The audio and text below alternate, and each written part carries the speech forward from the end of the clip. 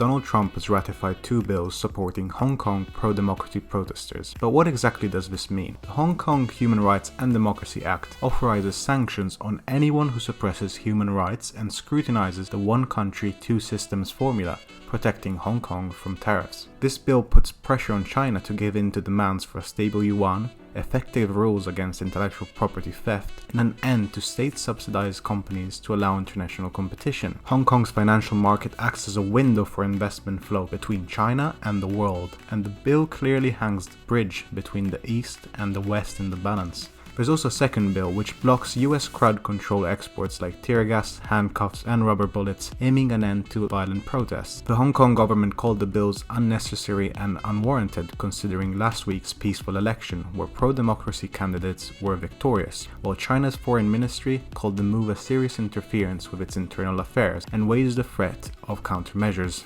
Earlier this month, the US and China moved closer to a much-awaited Phase 1 agreement, but this move further complicates the trade talks. Trump has until the 15th of next month to decide on a further $156 billion tariff on top of the $360 billion already imposed. Meanwhile, Hong Kong's anti-government protests have significantly impacted on the economy. Tourism is 4% of Hong Kong's GDP, and last year saw 28 million people visiting from overseas. In the 3 months to September, tourism fell by 26%, and in October alone, visitor numbers dropped by 44%. Retail also took a big hit, with many shops shortening trading hours for fears of safety. Overall, business confidence is sliding, and Hong Kong's Hang Seng Index, which ranks 5th in the world by value of its listed companies, fell 2.2% overnight. The third quarter also saw Hong Kong's first negative growth in over a decade, and analysts predict an even worse fourth. Accordingly, Hong Kong forecasts its first annual recession since 2009.